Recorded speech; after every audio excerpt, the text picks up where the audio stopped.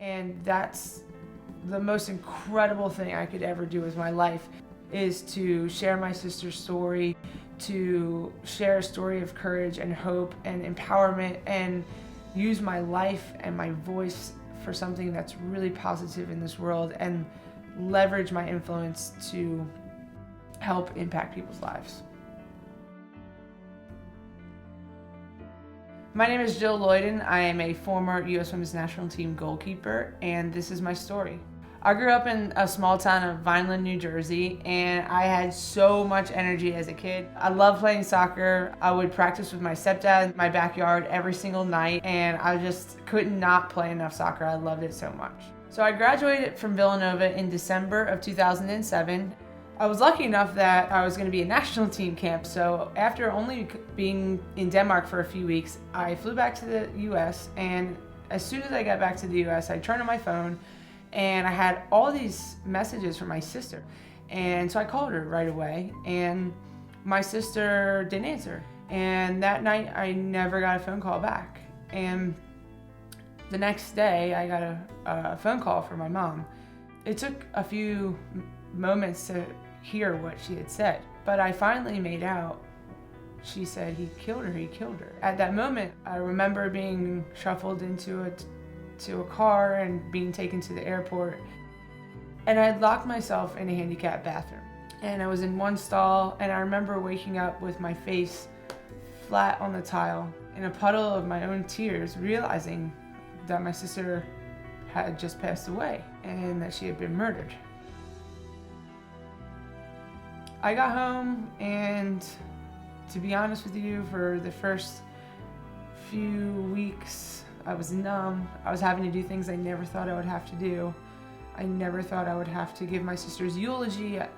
I always thought, I was going to be her maid of honor at her wedding and tell people how incredible she is. And now I'm telling people how incredible she was.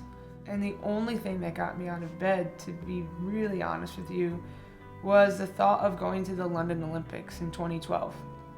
So I got up every day, and that was the only thing that got me out of bed, was training. And I would go and I would train, and I would think about her, and then I would go to Starbucks and sit there all day, because I thought to myself, if I'm in public, then I can't feel bad for myself all day and cry in bed all day. It was one of the hardest days of my life. One of the hardest days. Winning a London Olympics, winning a gold medal, was one of the hardest days of my life. Because I realized that no matter what I did on the sports field or what my team accomplished, that it would never bring back my sister.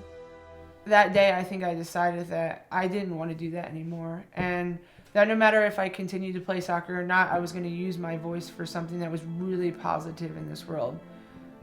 But that scared the life out of me.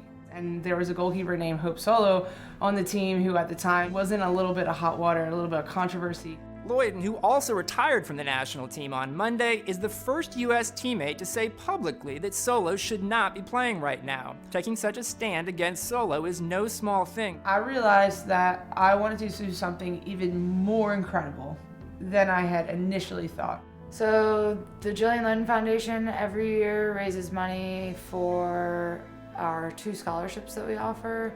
So Jill goes around and we tell her story, and we tell her sister's story, and she gives her speech.